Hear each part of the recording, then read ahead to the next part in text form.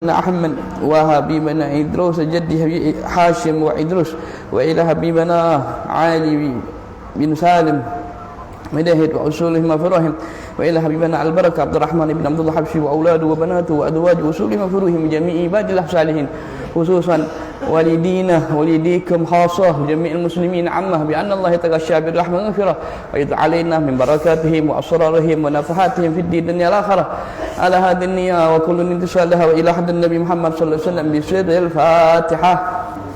أعوذ بالله من الشيطان الرجيم. بسم الله الرحمن الرحيم.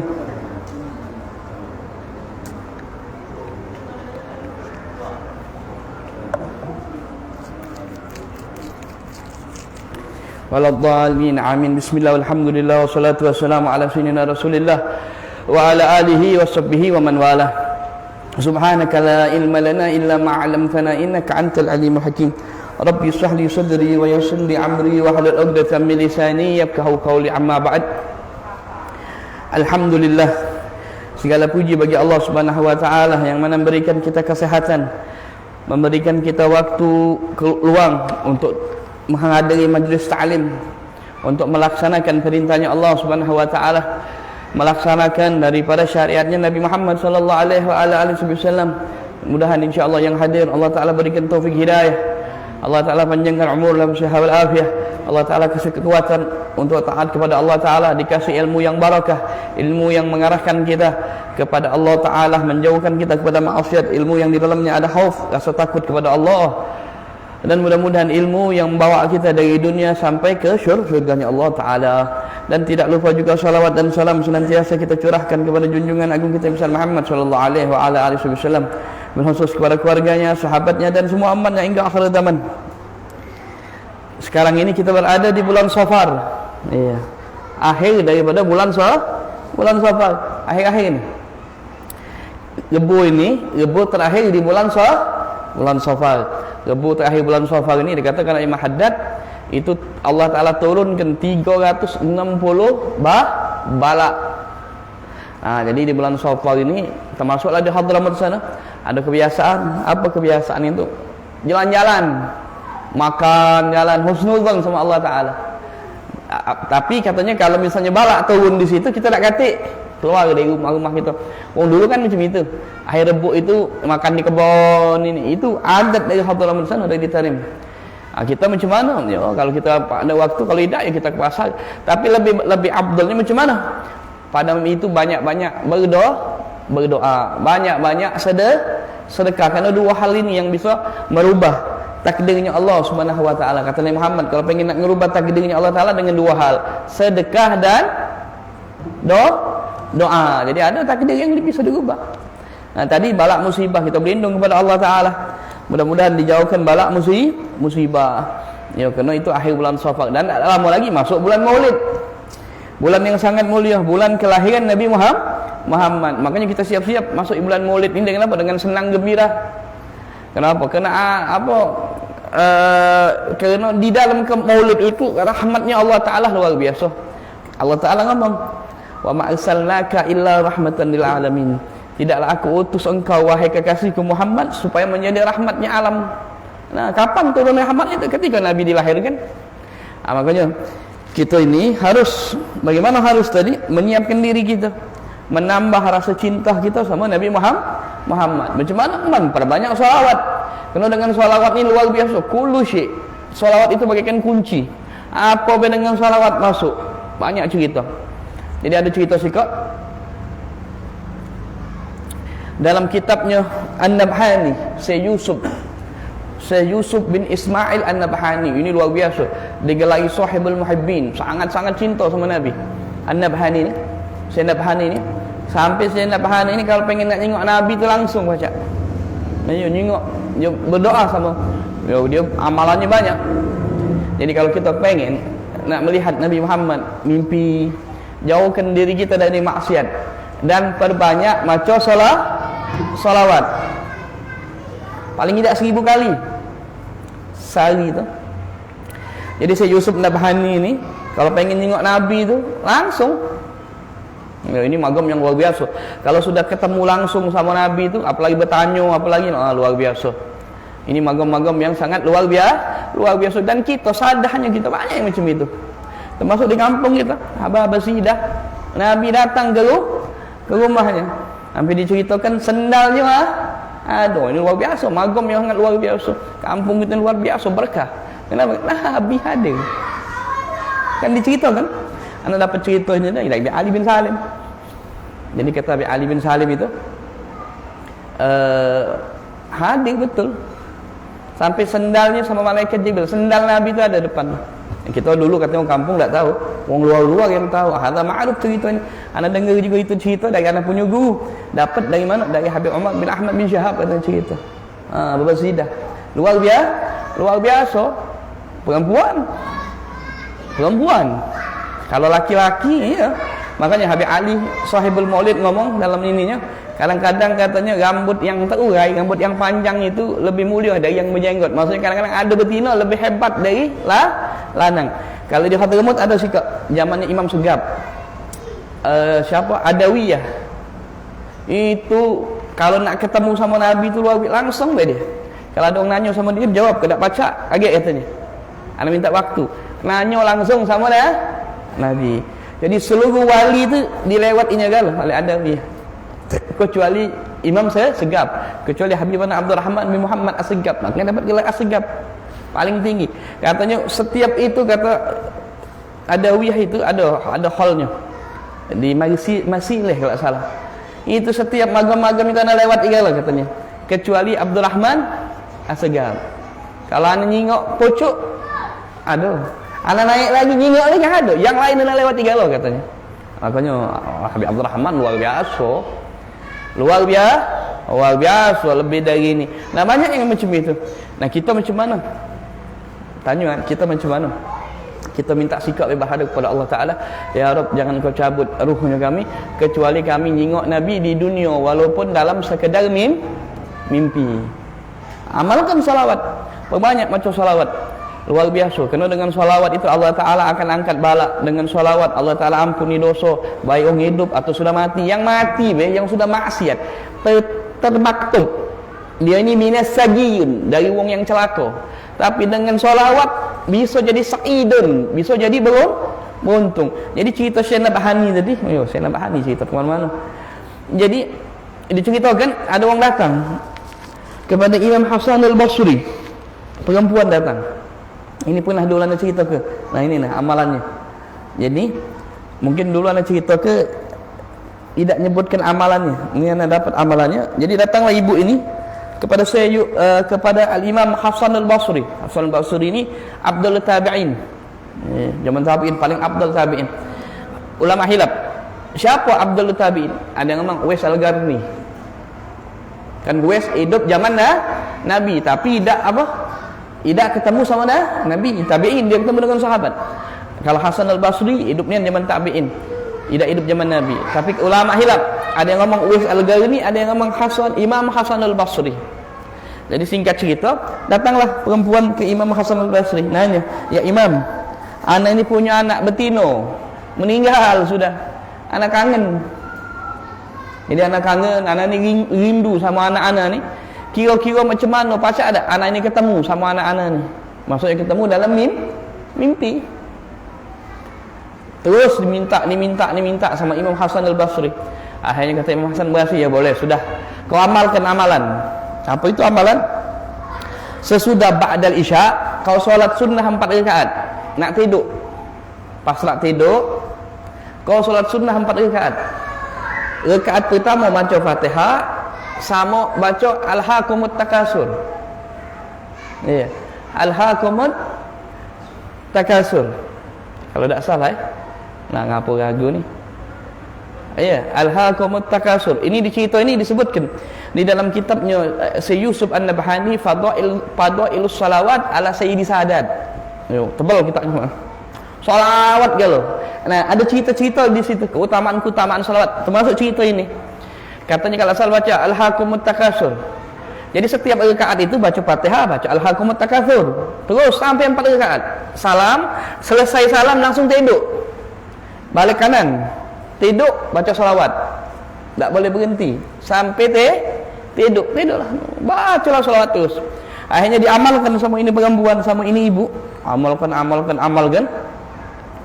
Akhirnya mimpi dia ketemu anaknya. Ini ketika dia nyingok anaknya, ya Allah, dia nyingok anaknya lagi diazab oleh Allah Subhanahu wa taala, dipakaikan dengan pakaian terbuat dari api neraka. Ya, karena dikatakan oleh Nabi, barzah itu bisa jadi taman syurga atau lubang atau jurangnya neraka. Karena barzah itu pintu. Kalau orang baik bakal nikmati syurga. Banyak ada lagi cerita salawat, ada lagi juga perempuan juga cerita. Salawat ini luar biasa. Allah. Jadi balik cerita tadi, nyengoklah dia anaknya tadi, diganti tangannya, kakinya, dipakaikan baju yang terbuat dari api nerakanya Allah Ta'ala. Ya Allah, akhirnya sedihlah ibu ini, nangis dia sedih. Dia terbangun sedih. Besoknya dia datang ke Imam Hasan al-Basri. Ya Imam, katanya, semalam aku ketemu sama aku punya putri. Bagaimana kata Imam Hasan al-Basri keadaannya dia lagi diazab oleh Allah Subhanahu wa taala. Diceritakan dari awal macam ini sampai selesai. Jadi sekarang macam mana ya Imam? Apa kata Imam Hasan al-Basri? Sudahlah katanya. Doa kebaik. Sedekah dan doa ke mudah-mudahan Allah taala ampuni dosanya. Oh ya sudah. Kata ibu ini sedekahlah. Sedekah dia, ya pokoknya sedekah atas nama yang sudah meninggal. Makanya kita kalau kita melakukan amal perbuatan apa baik amal baik, cak duduk macam ni nah. Makanya habaib kita kalau duduk majlis taklim atau hal-hal yang baik macam Fatihah dulu. Ngapa itu? Biar pahalanya dihadiahkan buat kita punya uang tua. Nah, kita hadiahkan pahalanya majlis malam ini buat uang yang solat di sini. Siapapun dia, ketika awal sampai sekarang ini, yang tak katik lagi, mudah-mudahan mendapat pahala. Mudah-mudahan dosanya dihapus oleh Allah Subhanahu wa taala. Singkat cerita, selesai. Baliklah ibu ini balik. Akhirnya lama Imam Hasan al-Basri yang mimpi juga akhirnya. Dia mimpi dia berada di taman syurga. Taman syurga. Dia ni syurga luar biasa, mimpi.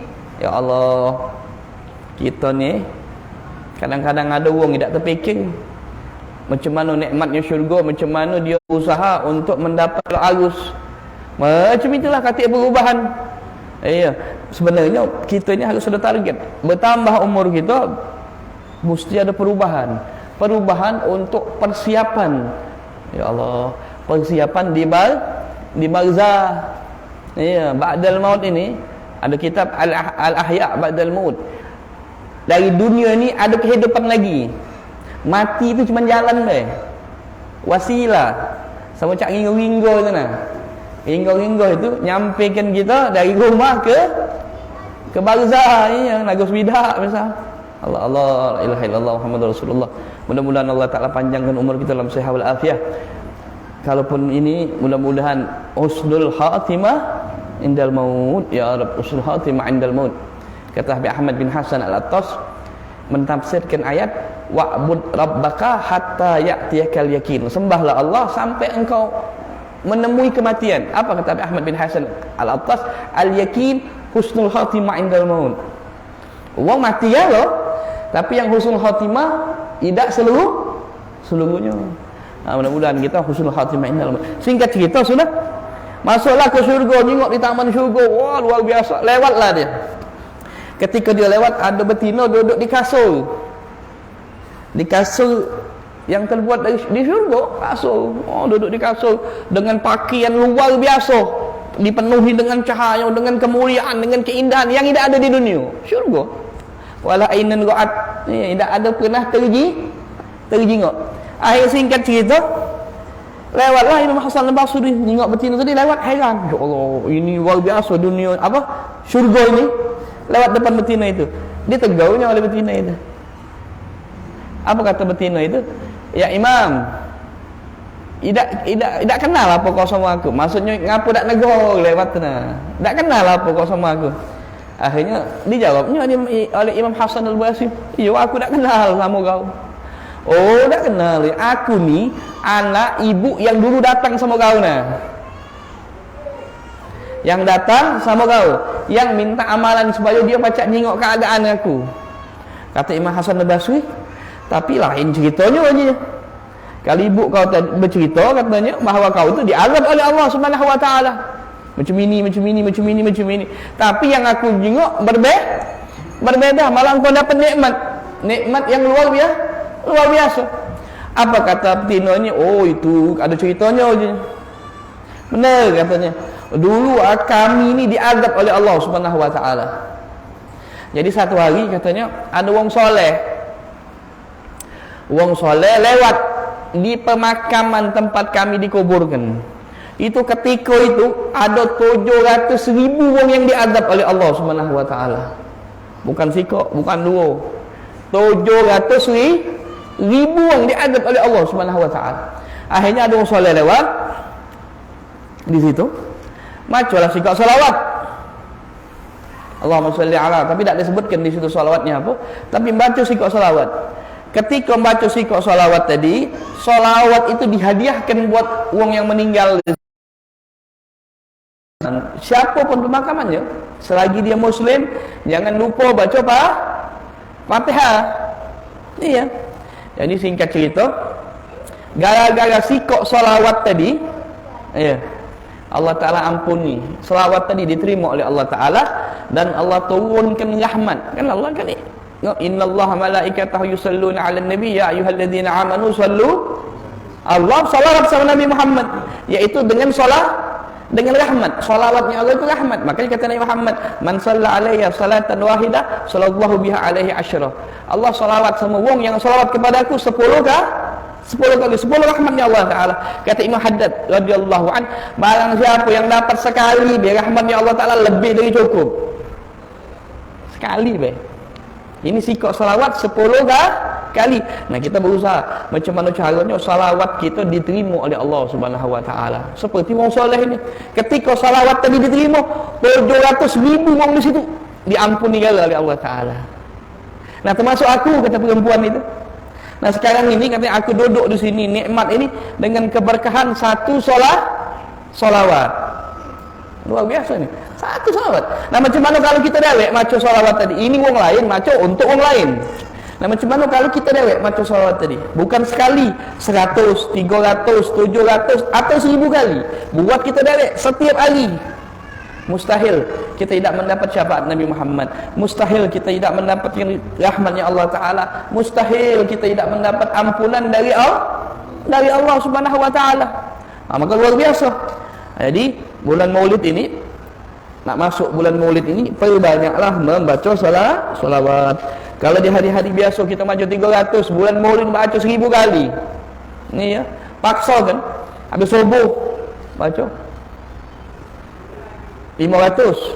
Malam pada maghrib baca 500 lagi. Sibukkan dengan salawat sama Nabi Muhammad. Kerana salawat ini perdagangan yang di dalamnya tidak ada yang kenal namanya kerugian. Perbanyak baca salawat. Nah, itu sedikit pembukaan. Ini insya-Allah malam Ahad kalau salah ya. Awal muka itu malam Ahad awal apa? Maulid. Berarti ini majlis ini ya, malam Ahad depan libur. Ya apa libur. Maulid, berkahnya Maulid. Abu Lahab baik masuk neraka gara-gara dia demen dengan kelahiran Nabi Muhammad. Allah Ta'ala liburkan dari nerakanya Allah Ta'ala. Ini sekali senang. Musuhnya Allah Ta'ala, musuhnya Allah, musuhnya Rasulullah, maktub namanya di Al-Quran. Tapi satu kali dia pernah senang dengan kelahiran Nabi Muhammad. Waktu Nabi lahir, budaknya ngomong, yang budak betinanya ngomong, wahai Tuanku, kau dapat keponakan lanang. Apa kata Tuhan? Sangat senang, ya sudah, aku bebaskan kau.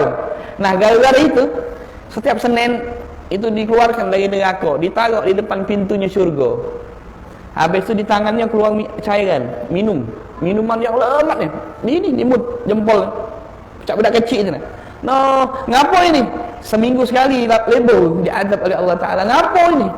Kerana sekali senang dengan lahirnya Nabi, tidak beriman. Namanya maktub dan tertulis masuk dalam surah dalam Al-Quran. Musuhnya Allah, musuhnya Rasulullah. Nah, macam mana kalau kita yang senang? Buka rumah lebih lagi. Buka rumah, nyambut uang. Bukan nyambut uang tadi, tamunya Nabi Muhammad. Kena kata Ali kan disebutkan kalau Maulid Sintuduror itu ketika Mahalul Qiyam itu Nabi hadir. Rumah kita didatangi Nabi. Luar biasa. Wong yang buka rumah untuk ngadakan maulid, wong yang menyambut, yang menjamu, yang memuliakan tamu-tamunya Rasulullah. Nah, kita alhamdulillah kampung kita keliling-keliling, mudah-mudahan hal seperti ini terus sampai anak cucu amin insyaallah, mudah-mudahan. Nah, balik lagi tadi dengan salawat tadi. Mudah-mudahan insyaallah Allah Taala kuatkan kita mendapatkan syafaatnya Nabi. Kerana tak ada orang bisa selamat dunia ini. Masuk syurga itu dengan amal tak hati sudah. Orang masuk syurga itu dengan syafaat Nabi Muhammad. Nabi dulu masuk pun yang lain. Hatta minal anbiya. Nabi Allah Adam, wa Nuh, wa Ibrahim, wa Musa, wa Isa. Tidak masuk syurga dulu. Nabi dulu. Nabi dan umatnya. Oh ya Allah, muliakan kita ni. Makanya muliakan Nabi Muhammad dengan apa? Dengan amal-amal baik, amal-amal soleh insya-Allah. Nah, sedikit kita bahas majlis kita. Kita penutupan dulu insya-Allah malam minggu depan libur. Majlis dengan apa? Diganti dengan apa? Maulid. Tapi bukan berarti Maulid itu sebenarnya isinya majlis juga, kerana di dalamnya diajarkan tentang halal dan haram, diajarkan tentang ibadah dengan ini majlis juga, tapi kemasannya berbeza. Sama macam kita makan, makan di rumah sama makan di pasar sama-sama nasi, tapi bungkusnya beda. Orang kadang-kadang bosan, nyoba yang ini, padahal kadang-kadang gasunya sama, tapi kerana kebosanan tadi, ya mudah-mudahan salawat mungkin dengan ini. Dengan bulan Maulid kita istirahat dulu, insyaallah masuk lagi kaget ba'dah Maulid semangat baru insyaallah, mudah-mudahan. Nah, ini sedikit malam ini kita membahas tentang rukun yang selanjutnya, ar-ruknus sadis, rukun yang ke-6 daripada ar-ruknus sabi', rukun yang ke-7 daripada rukun-rukun dalam salat. Apa itu? As-sujudu maratain. Dalam salat itu ada namanya sujud 2 kali. Ini rukun ini. Orang kalau dia tak sujud, tak sah solatnya.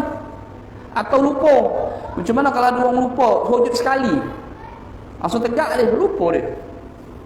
Pas sudah tegak, ingat dia. No, iya, tadi tu anak lupa sujud. Macam mana? Ya sudah, tambah 1 rakaat kalau dia berjamaah. Atau macam mana? Jangan dia salah, mengapa? Kerana sujud rukun. Nah, sujud ini, apa itu sujud? Secara lughah disebutkan at-taqammunu wal mail, waqil al-hudu'u wa tadallul. Hudu' merendahkan diri kita, wa tadallul sama maknanya merasa hina, nunduk. Nah, kenapa? Kepada Allah.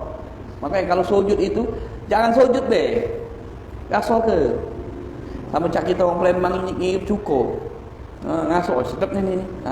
Ada yang mana sujud itu macam itu. Ibadah itu macam itu, rasa ke. Jangan cuma jangan cuma ubudiyah. Jangan cuma ibadah itu ibadah nyembah. Maksudnya solat-solat sudah selesai. Tidak ada selnya, tidak ada bekasnya, tidak ada asarnya. Maka ketika sujud itu rasakan, ya Rabb, aku tundukkan kepala aku kepada Engkau yang Maha Tinggi. Bahawa kita ini macam ini, banyak dosa, begini. Nah, itu luar biasa. Itu kan sujud. Secara syariat apa? Wadhu' musalli jabhatahu ala musallahu, meletakkan orang yang solat itu jabhanya, kening ini di tempat sujud. Makanya sujud tak apa-apa, agak lama dikit, apalagi ketika sujud terakhir baca doa, kena mustajab. Kita ni kadang-kadang banyak mustajab ini. Makanya sujud terakhir itu doa pendek lah, paling tidak lah, Rabbana atina fid dunya hasanah wa fil akhirati hasanah wa qina azaban benar. Atau doa-doa yang lain, punya hajat. Kita kalau punya hajat dunia cepatnya kita. Ya pengen ini. Misal contoh termasuk yang ngomong juga lebih semangat. Ngapa? Kerana dunia itu sekarang kita berada di dunia. Akhirat kita tidak ingat. Jadi kalau misalnya orang itu tahu dengan akhirat, maka tidak ada orang lagi dunia ini yang ngejar dunia. Tapi jangan dilupakan akhirat tadi. jangan dilupakan. Makanya berdoa itu mintalah akhirat baru dunia. Nah, sujud tadi macam itu juga. Jadi sujud ini disebutkan di sini an yasihu ma qablahu. Sebelum sujud itu apa? Sebelum sujud rukuk, i'tidal. I'tidal itu harus sah dulu. Ketika i'tidal sah baru boleh sujud kita turun. Kalau belum sah belum. Contoh i'tidal itu macam mana? Macam kemarin orang rukuk. Ketika dia rukuk belum sempat dia naik. Lurus, tegak lurus, langsung sujud dia. Baru macam ini, set, langsung sujud. Pernah itu. Kita galak tengok. Ada orang kadang-kadang macam ini dia. Dia rukuk. Habis rukuk, tegak dari rukuk. Ketika tegak dari rukuk belum sempat lurus badannya tadi, langsung sujud. Berarti i'tidalnya belum sempurna.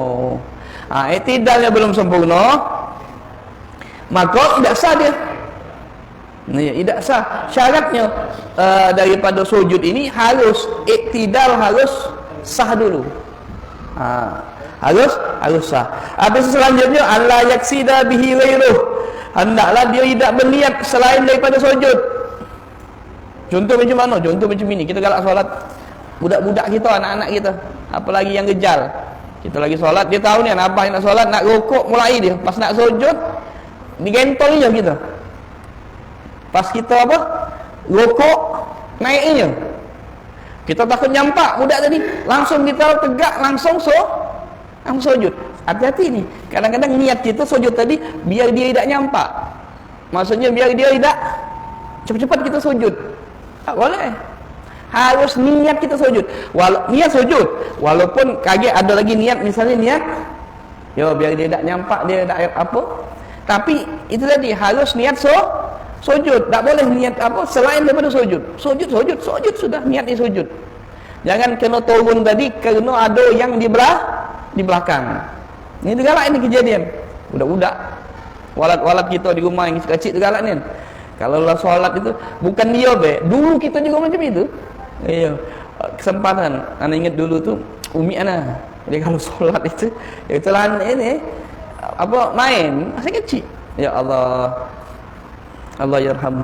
Mudah Allah Taala ampuni ya Rabb.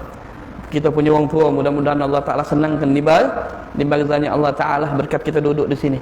Duduk hadir majlis ilmu, membahas tentang ilmu, tentang selawat. Mudah-mudahan mereka yang ada di barzah Allah Taala ampuni. Amin ya rabbal alamin. Nah, selanjutnya lagi disebutkan di sini di dalam sujud itu harus ada tumakninah. Yakinan syaratnya. Macam mana kita tumakninah yakin? Mantap. Macam mana yakin tadi? Ya kita baca tasbih. Subhana rabbiyal a'la wa bihamdi. Ketika kita sudah baca itu yakin kita sudah ngapa? Karena disebutkan sujud itu apa? Tumakninah itu apa? Sukunul a'da, mantapnya badan, diam, tidak bergerak. Tidak puk langsung tidak diam. Seukuran baca subhanallah, apalagi kalau sudah baca subhana rabbiyal a'la wa bihamdi, apalagi kalau dibaca 3 kali, sudah yakin kita tumakninah gitu.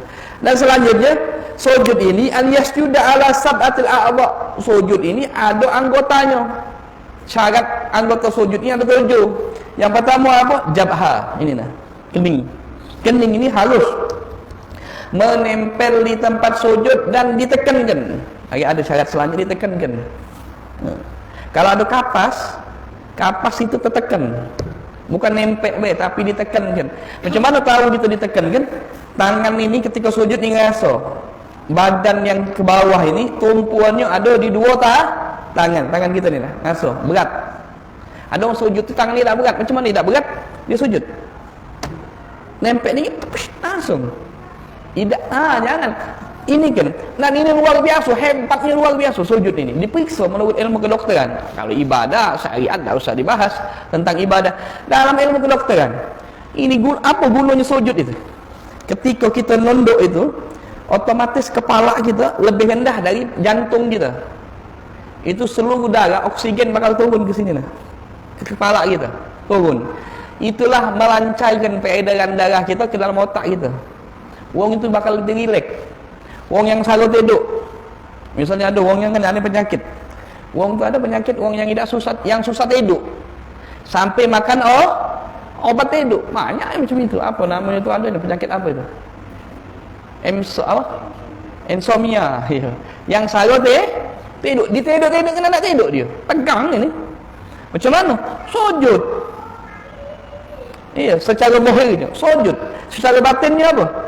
Mendekatkan diri kepada Allah. Jadi salah satunya itu melancarkan peredaran darah orang sujud itu. Habis tu kalau stres, bahasanya stres ni kalau orang Palembang, kalau orang gila, bukan gila, stres itu banyak apa? Banyak fikiran. Ya, dia fikir-fikir terus, asam lambung naik akhirnya. Kepalanya sakit. Macam mana cara sujud?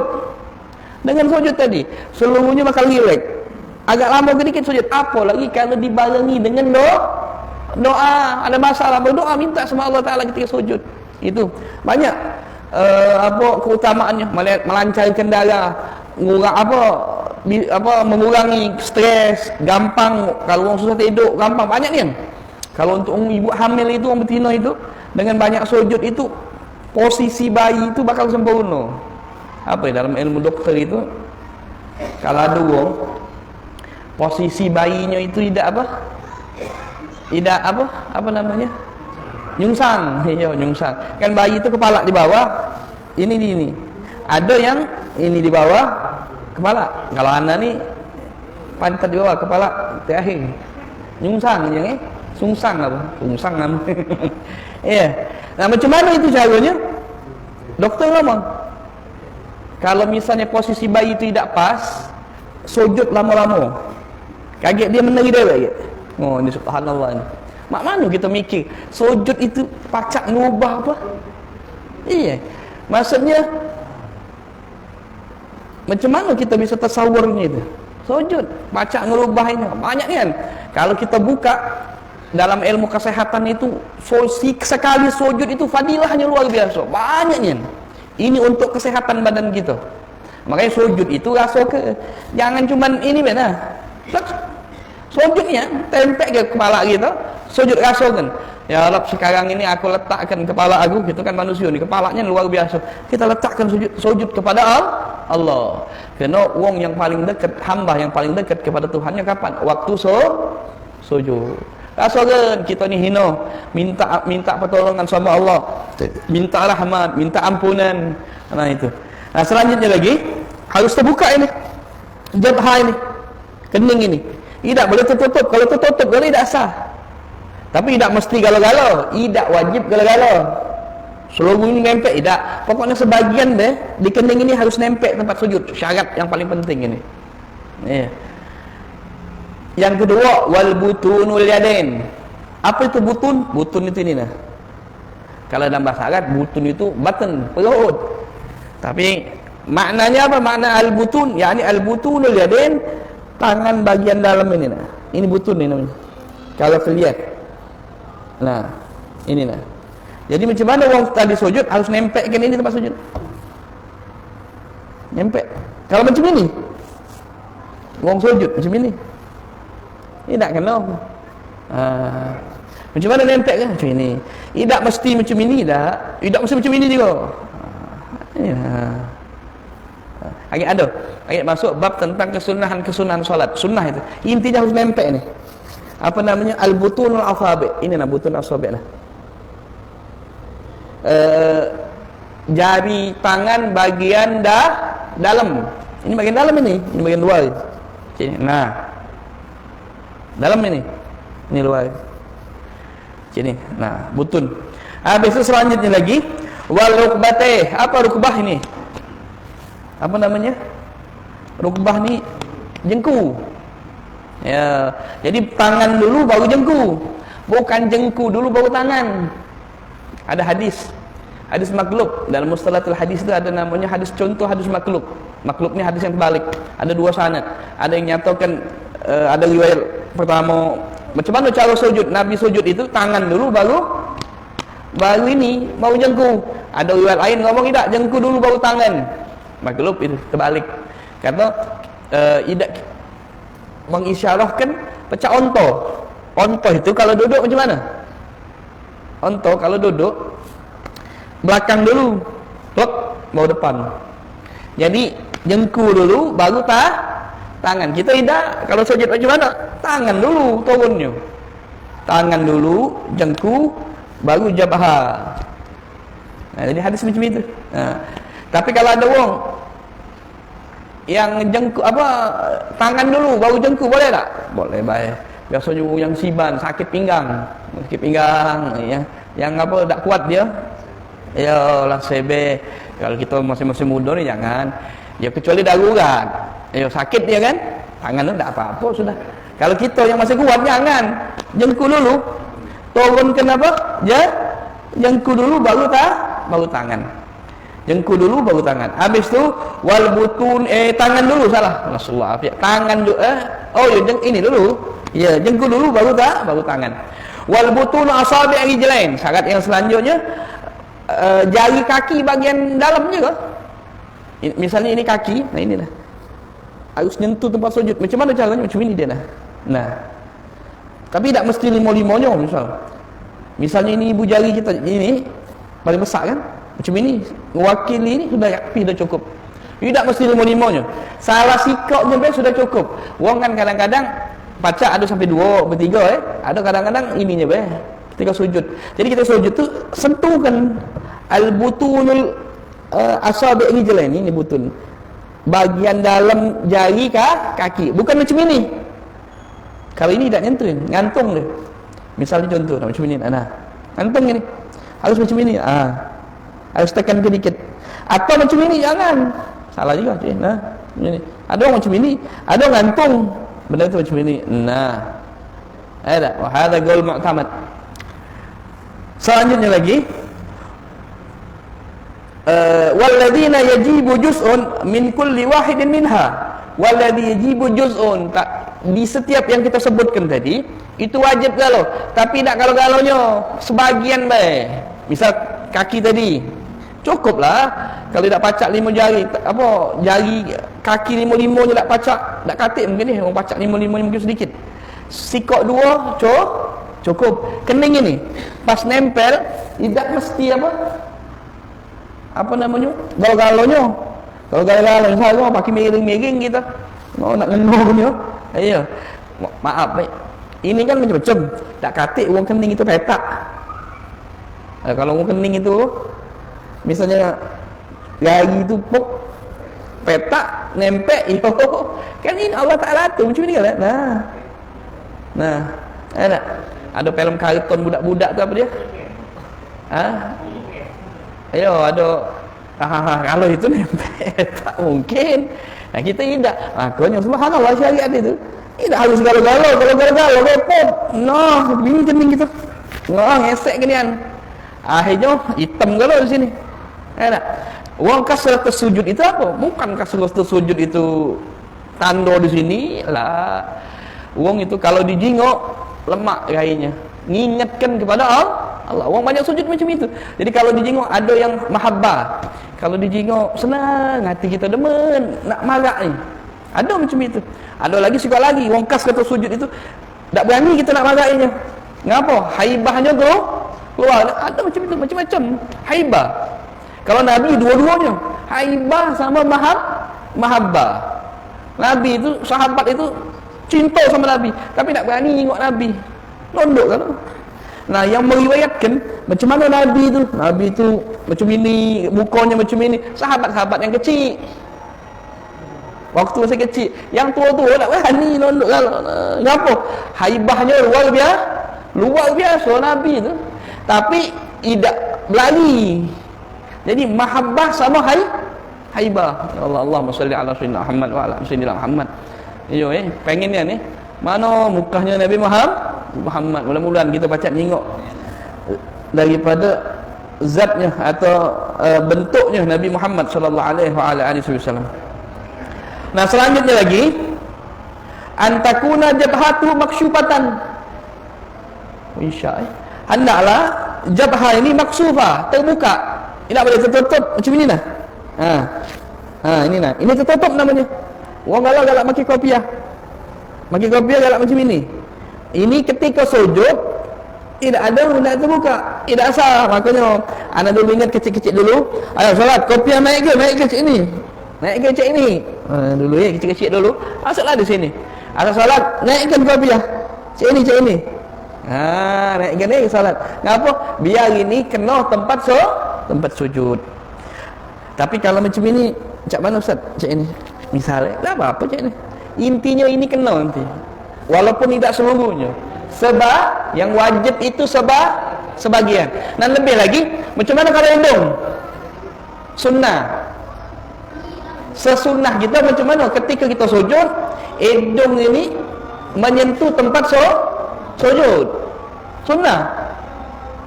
Ya, sunnah. Jadi kalau hidung menyentuh, insya-Allah ini tertekan. Itu. Selanjutnya lagi, alla yasjuda ala syai'in yataharraku biharakatih. Jangan sampai kita sujud di tempat ala syai'in, atas sesuatu yataharraku biharakatih, yang bergerak dengan geraknya kita. Contoh apa? Contoh ini lah, imamah. Apa namanya? Sal. Ini seperti tarafil imamati atau qummihi. Taraf imamah itu imamah yang kita pakai panjang. Meleleh kita sujud nempel di sini. Nah, kita sujud di pojok imamah tidak boleh. Atau ini sal. Ini. Ini nampak di sini pas sujud. Nah, kita sujud di sini di imamah ini tidak boleh. Kenapa? Kerana imamah apa? Ridak ini, sal ini. Kerana sal ini bergerak dengan geraknya gitu. Kita bergerak, dia bergerak.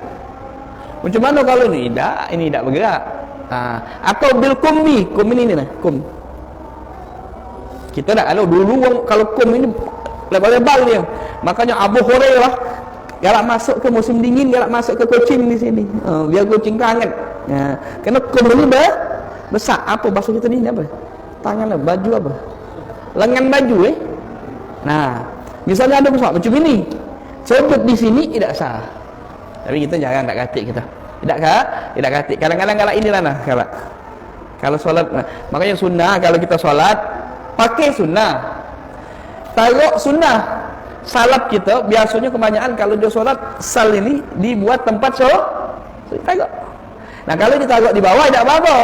Kerana tidak bergerak dengan geraknya kita. Yang tidak boleh tu kalau kita pakai pas kita sujud, tempat sujud kita sujud di sini. Tapi bagaimana hukumnya solat pakai sal? Sunnah. Ditaruh sunnah. Itu yang dilakukan Nabi. Habis yang terakhir, irtifa'u asafili ala aini. Hendaklah kita mengangkat bahagian belakang ni, pantat ini lebih tinggi dari kepala kita. Cak tadi nah cik ni biar udara turun, darah lancar. Itu kegunaannya. Tidak pada sejajar. Macam mana ada orang sujud di bantal tinggi, akhirnya dia sujud sejajar, kepala sama ini. Tak, harus kepala lebih di bawah daripada bagian belakang ini. Wal itifa wasafili, yang terakhir at-tahammul bi ra'sihi. Hendaklah dia menekankan kepalanya. Jadi ketika sujud ditekan. Nah, tidak nempel ke baik. Banyak orang sujud itu cuma nempel ke keningnya benar. Tidak ditekan. Macam mana tahunya bahawa kita nekankan kening kita dengan ngasokan kedua tangan ini ada tumpuhan, ada berat berat. Nah, itu. Tekan ke tak apa, tekan ke? Ada orang tu ni gesor-gesornya ni. Nah, kita dah tekan ke baik kening tadi. Nah, itu tekan kita lah dari segi, kalau segi ini luar biasa hebatnya. Kerana harus syaratnya. Segi kesehatan luar biasa tekan ke, jangan cuma nempel langsung tegak. Tidak, tekan ke. Nah, macam itu. Ini sedikit bab tentang sujudu marratain. InsyaAllah kita masuk insyaAllah di waktu yang berikutnya apa? Rukun yang ke-8, julus baina sajdatain. InsyaAllah Allah Ta'ala panjang umur kita niatkan. InsyaAllah ba'da maulid kita kumpul lagi. InsyaAllah kita adakan majlis lagi. Masuk ke rukun yang selanjutnya, al-julus baina sajdatain. Mungkin ini sedikit yang Musa Al-Faqih sampaikan. Hadza ma'agulakum afu minkum jami'an. Assalamualaikum warahmatullahi wabarakatuh. بسم الله الرحمن الرحيم يا ربنا تعرفنا بأننا تعرفنا وأننا أشرفنا على لظى أشرفنا علينا توبة لكل حوبة واستر لنا العورات وآمن روعاتي واغفر والدينا ربي ومولى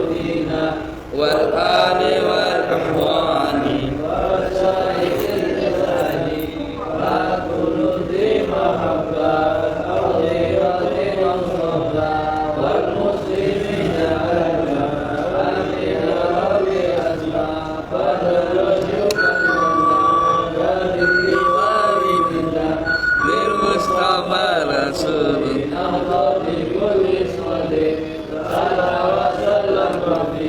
alaihi adal habbi